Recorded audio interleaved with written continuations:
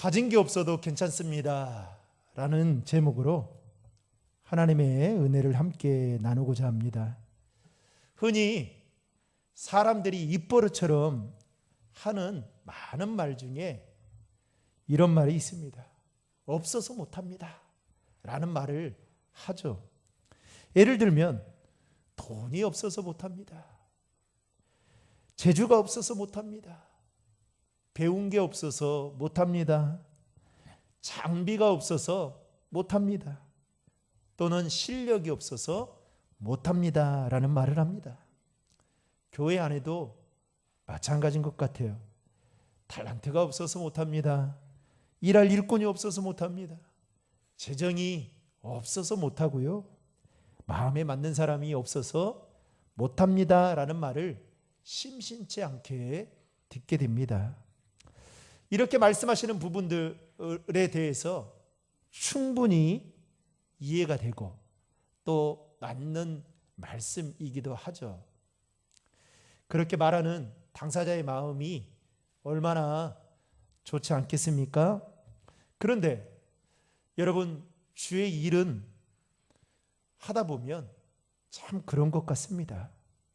우리가 어떤 일을 하는 데 있어서 교회가 모든 것을 다 갖추고 있고 또 그 일을 할 만한 일꾼이 많다고 해서 주의 일을 다 감당하는 것은 아닌 것 같더라고요. 아무리 100%다 갖추고 있고 일할 일꾼이 준비되어 있어도 마음이 흐트러지면, 마음이 하나 되지 못하면 주의 일을 하지 못하는 일들이 참 많은 것 같습니다. 특별히 우리가 많은 것을 가지고 있고 많은 것을 갖추고 있다고 할지라도 여러분, 하나님은 그 많은 것을 가지고 있는 것, 그 많은 것을 보고 일하시는 분이 아니라 하나님께서 그 일을 하시기로 마음을 먹고 작정하시면 아무리 가진 게 없고 부족하다 할지라도 하나님은 반드시 그 일을 이루어 가시고 성취하시는 분이시다라는 것입니다. 그래서 여러분, 교회 보십시오. 어떤 교회는요 20명 30명도 안 되는데 우리 교회 이전하자 그래서요. 그럼 어떻게 이전하냐, 아무것도 없는데 지금. 하나님이 다 해주셔.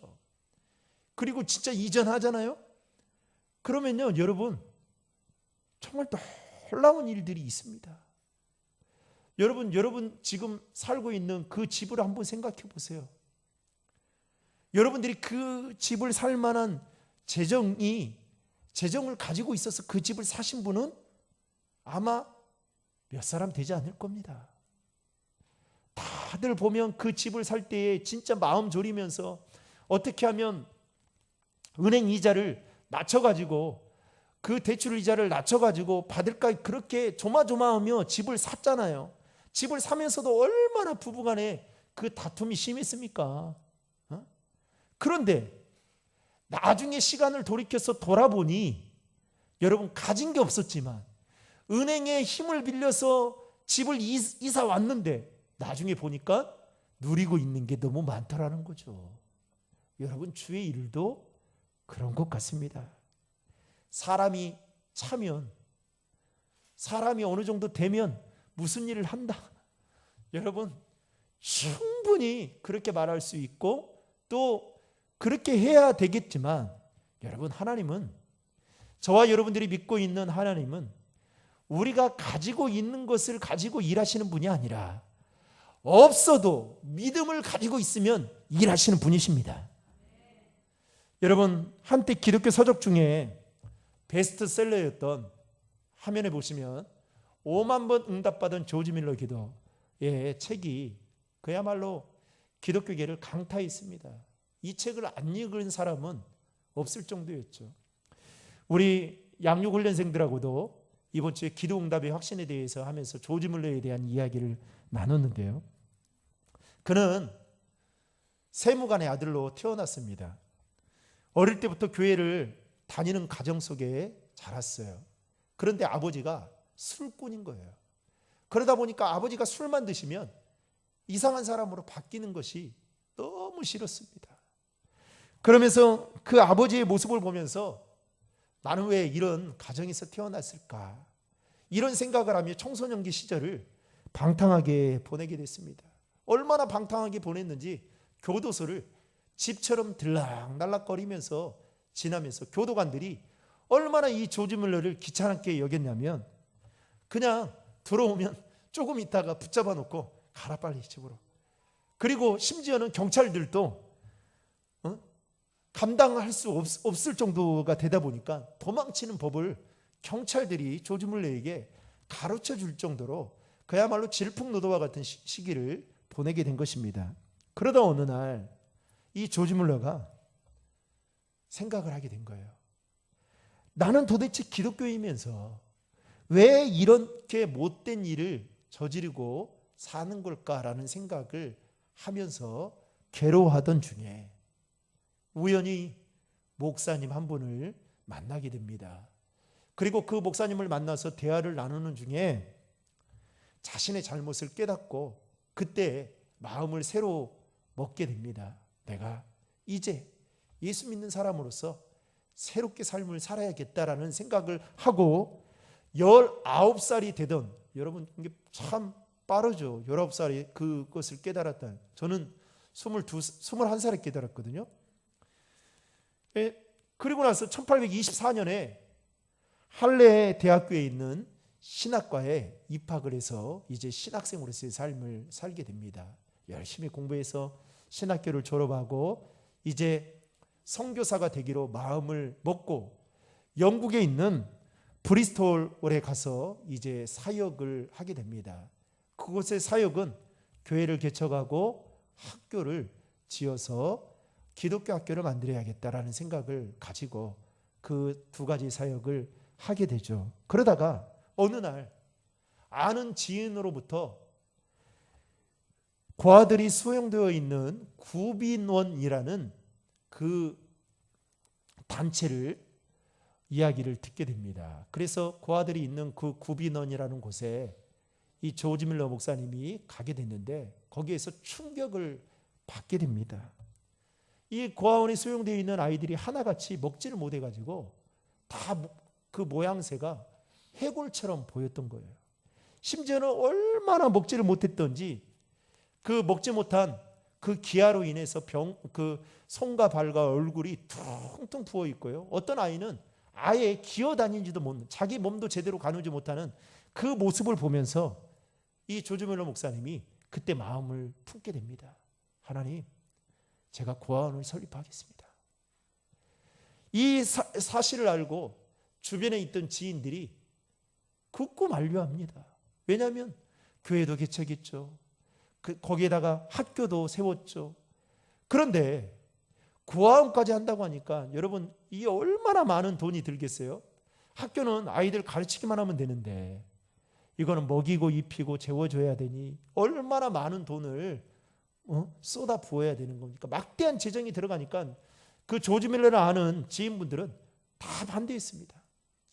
그런데 그때 조지 밀러 목사님 마음 안에 이런 마음이 있었다고 해요. 자신 신학교 다니던 그 시절에 학비가 있어서 다녔던 게 아니었거든요. 학비가 없었는데도 불구하고 하나님이 그때그때마다 채워주시는 도움의 손길을 경험하게 됐다. 그리고 신학교 시절에 시편 81편 10절의 말씀을 하나님이 자신에게 줬는데 그 말씀이 뭐냐면 내 입을 넓게 열라 내가 채우리라. 이 말씀을 받아서 그래 하나님이 채워주시겠지. 그 마음을 가지고 이제 고아원을 설립을 하고 운영을 하게 되었습니다. 어느 날 여기 여러분 지금 앞에 화면을 보시면 이 조지 밀러 목사님이 세운 고아원이죠. 한 번은 어떤 분이 이 조지 밀러 목사님의 삶에 감명을 받고 찾아와서 제가 좀 도움을 드리면 안 되겠냐고 말씀을 하면서 고아원 운영 재원 마련을 위해서 해마다 자신이 바자회를 열겠다라고 선뜻 목사님께 말씀을 드렸습니다. 그랬더니 목사님이 이런 지하에 거절을 하는 거예요. 이유인즉 저는 바자회를 통해서 얻어지는 그 수익금, 그 얼마나 바자회를 통해서 내가 항상 얼마나 들어올까 이렇게 기대하는 그 마음이 하나님이 주신 마음이 아니다라고 생각을 해서 사양하겠다라고 그렇게 말씀을 했다는 거죠. 그뿐만 아니라 자신이 알고 있는 그 하나님은 이스라엘 백성들이 무려 출애굽하는 그 과정 속에서 40년의 광야의 생활을 살지 않습니까? 그런데 그때 하나님이 만나와 메추라기를 한 번도 공급해 주지 않아서 그들이 막 먹는 것 때문에 힘들었던 것이 아니라 40년의 광야 생활을 하나님께서 이스라엘 백성들을 지켜주셨던 것처럼 저는 그 하나님을 믿고 있기 때문에 우리 고아원은 반드시 하나님이 그렇게 인도해 주실 거라는 이 믿음 때문에 죄송하지만 사양하겠습니다 라고, 그러니까 사람의 기대를 하지 않겠다 이 이야기인 거죠. 그리고 정중하게 거절했다고 합니다. 한 번은요, 아침에 엄청난 폭우가 쏟아집니다. 그런데 아침에 아이들이, 고아원에 있는 아이들이 식당에 와서 밥을 먹으려고 줄 서는데 밥을 다 주고, 그리고 이제 밥을 먹고 나면, 아침을 먹고 나면 그 다음 또 뭐 생각이 나요? 점심 생각이 나잖아요. 우리 주부들은, 아내분들은 아침 차려주고 나면 점심을 뭐 차려줘야 하나, 또 저녁은 또 뭐 차려줘야 하나 늘 고민하잖아요. 그렇죠? 무엇을 먹을까, 입을까, 마실까 염려하지 말라 했는데 우리의 일상이 늘 그 염려입니다. 있어도 염려예요. 있어도. 그런데 갑자기 주방에 있는 선생님들이, 봉사자 선생님들이 조지 뮬러 목사님에게 온 거예요. 목사님, 큰일 났습니다. 아침에 아이들을 먹이고 나니까 식량이 다 떨어져서 점심을 아이들에게 줄 수가 없습니다. 그 이야기를 듣고 조지 뮬러 목사님이 곰곰이 생각을 하게 됐어요. 그러다가 11시가 되니까, 여러분 공동체 생활은 꼭 정해진 시간이 있지 않습니까? 12시가 밥때인데 11시가 되니까 아이들이 배고프다고 너나 할 것 없이 막 식당으로 올려온 거예요. 그런데 그날따라 낌새가 이상합니다. 보니까 반찬이 세팅되어 있지 않고요, 이렇게 아이들이 밥을 먹어야 되는데 밥이 이렇게 자율배식처럼 되어 있는데 없는 거예요. 아무것도. 그래서 이게 무슨 일인가 싶었더니 그때 조지 뮬러 목사님이 식당에 들어와서 아이들에게 손을 잡으라고 다 손을 잡게 합니다. 그리고 목사님이 아이들 손을 잡고 함께 기도합니다. 그랬더니 선생님들도 아이들도 의아해하면서 보는 거예요. 선생님들은 그 사정을 다 알고 있잖아요. 아이들은 모르지만, 아니 밥 먹을 지금 애들을 먹일 것도 없는데 저렇게 식사 기도를 하면 어찌 될까 싶어가지고 걱정하고 있는데, 그때 목사님이 그렇게 이야기합니다. 12시까지 기다리십시오. 12시까지. 그래서 12시까지 기다리게 하고 목사님은 골방에 들어가서 기도를 하기 시작했습니다. 그리고 12시가 되자 갑자기 그 폭우가 쏟아지는 그날에 그 고아원을 향해서 마차 한 대가 달려오고 있었던 거죠. 그리고 그 마차가 정문에 딱 들어서더니 그 마차의 주인이 그 마차 안에서 무언가를 내리기 시작하는데, 거기에 보니까 빵과 우유가, 막 구워낸 빵과 우유가, 신선한 우유가 있었던 것입니다. 아이들이 막 한호성을 지릅니다. 선생님들도 기뻐서 난리가 났고요. 그래서 이게 무슨 일인가 싶어가지고 그 소리가 너무 커서 골방에서 조지 뮬러 목사님이 나와서 그 현장에 가보니 목사님도 놀랄 만큼 빵과 우유를 지금 실어 나르고 있는 것을 보게 된 겁니다. 그래서 그 마차를 타고 온 주인에게 가서 자초지종을 물어봤더니 그 주인이 하는 말이, 목사님, 사실은 우리 빵집 인근에 있는 공장에 종업원들을 위한 야유회가 잡혀져 있어서 그 야유회를 위해서 빵과 우유를 맞춰놨다는 거예요. 그런데 그날 폭우가 쏟아지면서 그게 취소가 되는 바람에 이거를 어떻게 처리해야 되는가 싶었는데 어느 날 우연히 라디오를 듣는데 조지 물러 목사님이 운영하는 그 고아원에 대한 소개에 하는 라디오를 듣게 되었는데 갑자기 거기가 생각이 나서 수소문 끝에 찾아와서 이것을 가지고 왔습니다 라고 말했다고 합니다. 여러분, 이 관련된 내용이 조지 물러 목사님이 쓴 5만 번 응답받은 기도라는 책에 보면 이와 관련된 많은 간증들이 담겨져 있습니다. 무려 65년 동안 고아원을 운영하는 데 있어서 재정 하나 없었음에도 불구하고 하나님이 그 고아들을 한 번도 굶긴 적이 없게 염려는 해서 기도는 했지만 한 번도 굶긴 적이 없었다라고 그는 그 책에서 그렇게 강조하고 있습니다. 여러분, 조지 물러 목사님이 어떻게 해서 이런 일을 감당할 수 있었던 것일까요? 만약에 그가 가진 것에 더 집중하고 가진 것에 더 크게 바라보았다면 아마 이 일을 하지 못했을 것입니다. 그는 세상적으로 볼 때 가진 게 많지 않았지만 대신 세상 사람들이 갖지 않은 그 한 가지를 가지고 있었습니다. 그것은 바로 하나님을 향한 믿음이었습니다. 다시 말하면 하나님이면 된다라는 이 생각 때문에 남들도 감히 시도해 보지 못하는 그 주변의 사람들도 말렸던 그 일을 그는 넉넉하게 감당할 수 있었던 것입니다.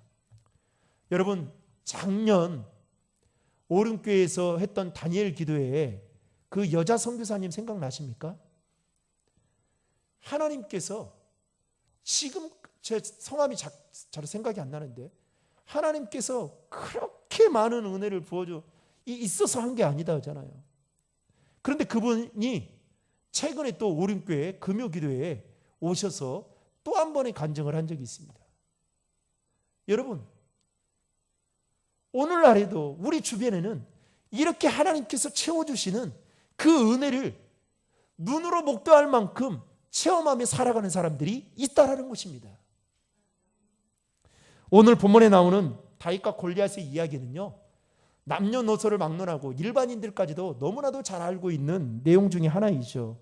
여러분, 골리앗의 이름이 왜 골리앗인지 아십니까? 골리앗이 다윗과 이스라엘을 골리다가 그가 던진 그 물맷돌에 딱 맞으면서 쓰러질 때 앗! 하고 쓰러져서 골리앗이다라는 이 말이 있는데요, 누군가 만들어낸 이야기겠죠. 그러니까 여러분, 골리면 안 돼요. 골리앗처럼 됩니다.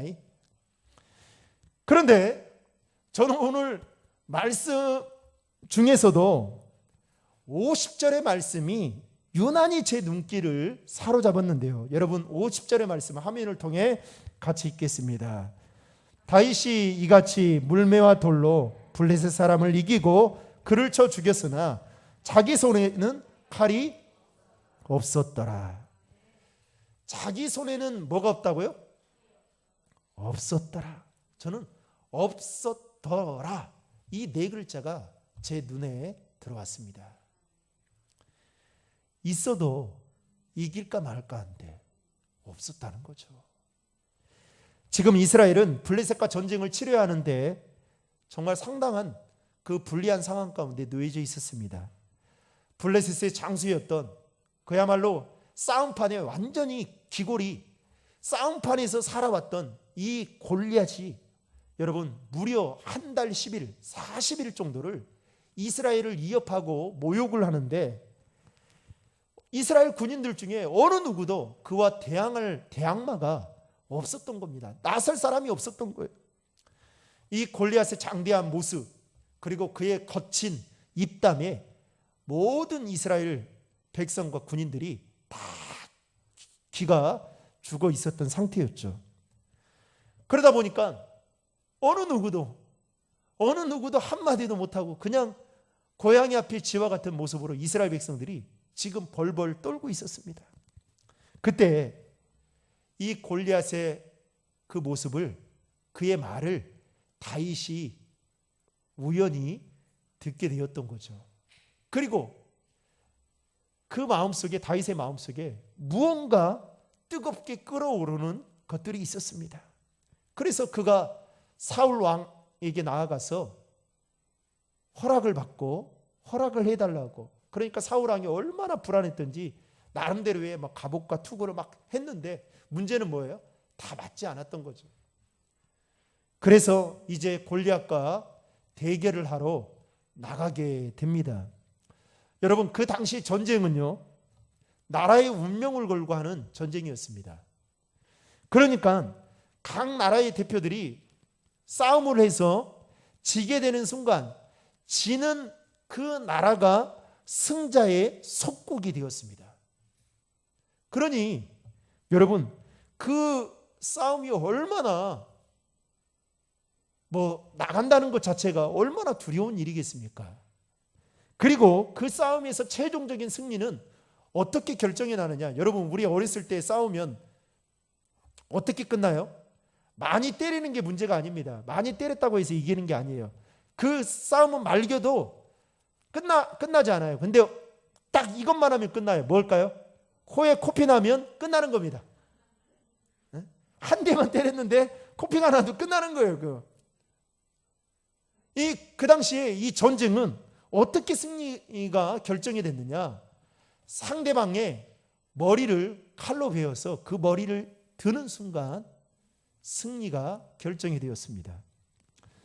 그렇다고 한다면 이스라엘의 운명을 걸고 그 이스라엘의 대표로 나간 다윗에게는 뭐가 있어야 되겠습니까? 칼이 있어야 되겠죠. 그런데 오늘 말씀에 보면 물맷돌 외에는 아무것도 없었더라 라고 말씀하고 있습니다. 반대로 골리앗은 갑옷과 투구, 칼과 창으로 완전 무장을 해서 싸움을 할 준비를 단단히 하고 있었습니다. 여러분, 객관적으로 봐도 이 싸움은 이미 결론이 난 싸움이었죠.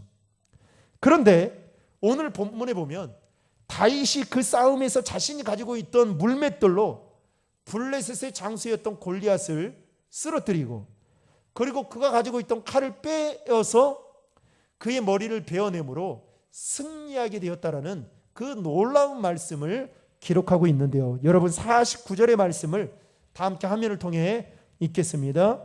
손을 주머니에 넣어 돌을 가지고 물매로 던져 블레셋 사람의 이마를 치매 돌이 그의 이마에 박히니 땅에 엎드려 지니라.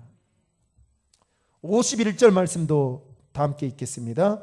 다윗이 달려가서 블레셋 사람을 밟고 그의 칼을 그 칼집에 빼내어 그 칼로 그를 죽이고 그의 머리를 베니 블레셋 사람들이 자기 용사의 죽음을 보고 도망하는지라. 여러분, 물맷돌 외에는 가진 게 아무것도 없었던 다윗이 오늘 완전 무장을 하고 싸움을 할 태세를 갖추었던 블레셋과의 싸움에서 골리앗과의 싸움에서 승리하게 되었다라는 것이죠. 여러분, 다윗에게 있어서 이런 용기와 그리고 승리할 수 있었던 비결이 무엇 때문이었을까요? 가진 게 많아서 승리했던 걸까요? 가진 게 많아서 이렇게 기세등등했던 걸까요? 가진 것으로 본다면 다윗에게는 이런 용기가 생기지 않았을 것입니다. 가진 것으로 비교한다면 다윗에게는 승리할 수 없었을 것입니다. 그런데 어떻게 이런 담대한 용기와 승리할 수 있는 비결이 어디 있었느냐? 오늘 성경은 이렇게 이야기합니다. 위대하신 하나님을 믿는 신앙의 힘에서부터 시작되었다라고 말씀하고 있습니다. 여러분, 다윗이 위대한 게 아니라 그가 믿는 하나님이 더 위대했던 것이죠. 여러분, 하나님이 위대할지라도요, 저와 여러분들이 하나님을 향한 믿음이 부족하면 여러분, 하나님의 위대하신 그 능력이 여러분들을 통해서 나타나지 않습니다. 반대로 나는 가진 것이 없고 나는 너무 부족해도 하나님을 향한 믿음만 있으면 여러분, 위대하신 하나님의 능력이 가진 것이 없고 연약한 나를 통해서도 능력이 나간다는 사실인 것이죠. 따라서 신앙과 믿음은 하나님의 능력이 우리 안에 들어오는 통로라고 말할 수 있는 것입니다. 여러분, 시골에 가면요, 각 저수지가 있어요. 산에도 저수지에 가면 물이 있죠. 그 물을 각 논에 공급을 합니다. 그런데 여러분 한번 생각해 보십시오. 거기에 물을 공급할 수 있는 파이프라인이 없다. 그러면 여러분 그 물은 아무리 끌어 쓸 수가 없는 것입니다. 하지만 여러분, 나는 가진 게 없지만 나와 하나님과의 관계에 있어서 그 파이프라인이 잘 연결되어 있으면 나를 통해서 하나님의 일하신 능력이 나타나는데, 그 일을 누가 하셨냐? 오늘 하나님은 다윗을 통해서 그 일을 하셨다라는 것입니다. 그렇다고 한다면 우리에게 중요한 것은 얼마나 많이 가지고 있느냐, 아니면 얼마나 많은 것을 내가 지금 소유하고 있느냐가 중요한 것이 아니라 하나님을 향한 그 믿음이 나에게 있느냐 없느냐가 중요하다라는 것이죠. 앞에서 살펴봤듯이 다윗은 골리앗과 비교해 보면 없는 게 너무나도 많았습니다. 갑옷도 없었고, 또 투구도 없었고, 무기도 없었고, 방패도 없었고, 칼도 없었고, 심지어는 전쟁의 경험도 없었고, 신체적인 부분까지 차이가 많이 났습니다. 가진 것만 놓고 보면 다윗은 골리앗에 비해서 너무나도 초라한 사람이었습니다. 여러분, 우리 가운데도 혹시 다른 사람들에 비해서 가진 것이 없다고 해서 절망 가운데 힘들게 살아가시는 분들이 있지는 않으십니까? 나는 돈도 없고 실력도 없고 학력도 없고 탤런트도 없고 자격증도 없어가지고, 여러분 그렇게 힘들어한 마음 가지고 살아가시는 분이 있지 않냐라는 것이죠. 여러분, 우리가 다른 사람들과 비교해서 가지고 있지 못한 것을 비교하면요, 한도 끝도 없습니다. 저는 우리 동료 목사들하고 동기 목사들하고 간혹 줌을 통해서 또 사역을 나누고 또 기도 제목을 나누고 그러거든요. 그런데 그 동기 목사들 중에는 큰 교회 부목사들이 있어요.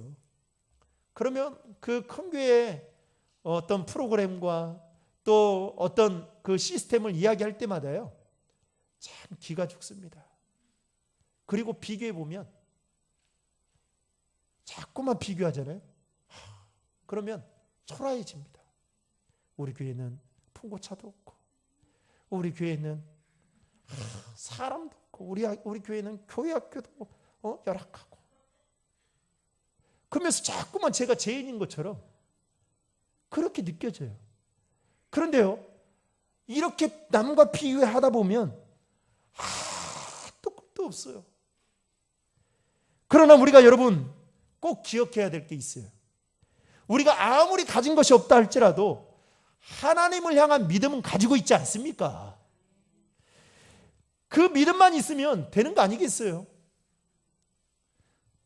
왜냐하면 하나님은 모든 만물을 창조하시고 다스리시고 주관하시는 분이시기 때문에, 여러분 이 말은 곧 무엇을 말하는 겁니까? 이 세상 모든 것이 다 하나님의 손 안에 있다라는 것이죠. 요한복음 10장 29절에 보면 이렇게 말합니다. 저희를 주신 내 아버지는 만유보다 크시다. 사랑하는 성도 여러분, 저와 여러분이 믿고 있는 하나님은 만유보다 크신 하나님이심을 믿으시길 바랍니다. 그 하나님은 우리의 생명과 죽음까지도 주관하시고 다스리는 분이십니다. 그런데 내가 남들과 비교해서 가진 게 없다고 왜 이렇게 힘들어하냐는 거예요. 왜 이렇게 내 인생을 비관하게 생각하고 살아가냐는 거예요. 언젠가 작년인가 재작년이네요. 재작년에 제가 이제 광명에 살았기 때문에 이 광명 시흥에서 어떤 젊은 가정이 6천만 원이 없다고 연탄을 피우고 목숨을 끊은 사건이 있었습니다. 제가 그 이야기를 우리 같이 함께 팀사역을 하는 우리 집사님, 권사님들에게 이야기를 했더니 그 집사님 한 분이 저한테 그래요. 목사님, 저는 그거의 2배의 빛이 있습니다. 그러더라고요. 여러분, 남들보다 비교할 때 가진 게 없어도 어떤 사람은 그렇게 살아가고 힘있게 살아가고, 어떤 사람은 그것 때문에 마음 졸이며 고통 속에 살아가는 사람들이 있는데, 여러분, 저와 여러분들에게 남들이 갖고 있지 않는 그 한 가지가 있잖아요. 하나님을 향한 믿음. 하나님이면 된다라는 믿음. 그 믿음이 있는데 우리는 왜 이렇게 우리 자신을 비관하고, 그래서 뭔가를 가지기 위해서 오늘도 아등바등하게 살아가고 있냐라는 것입니다. 여러분, 우리가 우리의 삶 속에서 승리하지 못하는 이유는 단 한 가지입니다. 많이 가지고 있지 못해서가 아니라, 엄밀히 말하면 이대하신 하나님을 향한 믿음이 없기 때문에, 그 믿음을 가지고 있지 않기 때문에 승리하지 못하는 것입니다. 오늘 더 많은 사람들은 더 많은 소유를 얻기 위해서 분주하게 살아갑니다. 1분 1초를 다 계산하면서 살아갑니다.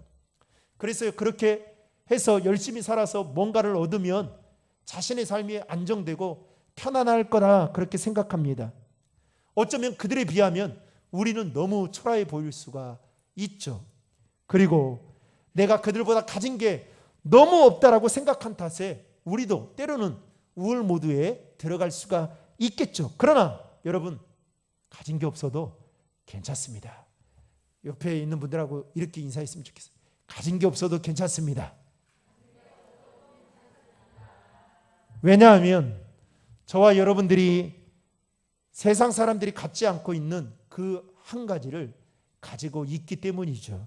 그것은 바로 하나님을 향한 믿음입니다. 이 믿음이 저와 여러분들에게 있기를 다시 한번 주님의 이름으로 축복합니다. 이 믿음만 있으면 우리도 승리할 수 있다라는 것입니다. 여러분, 고린도전서 1장 27절 28절 화면을 통해 같이 읽겠습니다. 하나님께서 세상에 천한 것들과 멸시받는 것들과 없는 것들을 택하사 있는 것들을 폐하려 하시나니 이는 아무 육체도 하나님 앞에서 자랑하지 못하게 하려 하심이라. 하나님은 어떤 분이십니까? 천하고 멸시받고 없는 사람들을 택하셔서 그 사람들을 통해서 있는 자들을 부끄럽게 하신다는 분이시죠. 여러분, 세상 사람들은요, 기업은요, 더 많이 가진 자, 더 많은 실력이 있는 자, 그래서 그 사람들을 고용합니다. 그래서요, 빼먹을 만큼 다 빼먹고 나중에는 이 사람이 무능력하다라고 생각하면 가차없이 사람을 교체하죠. 그런데 우리 하나님은 어떻게 해요? 없는 사. 저는 고린도전서 1장 27절 28절에서 가장 참 마음이 뜨거웠던 것 중에 하나가 없는 것들을 택하사. 이게 참 제 가슴을 울렸습니다. 사랑하는 성도 여러분, 남들보다 가진 게 없다고 주눅들지 마시기를 바랍니다. 남들보다 가진 게 없다고 다른 사람들의 눈치를 보지 마시기를 바랍니다. 왜냐하면 하나님은 우리가 많이 가진 것을 보고 일하시는 분이 아니라, 가진 게 없어도 하나님을 향한 믿음만 있으면 그 믿음을 보시고 위대한 일을 행하시는 분이시기 때문입니다. 그 일에 다윗이 그렇게 쓰임 받게 되었던 것이죠. 이 귀한 믿음을 가지고 한 주간도 믿음으로 살아가는 우리 신도림 중앙의 모든 성도님들이 될 수 있기를 주님의 이름으로 축원합니다.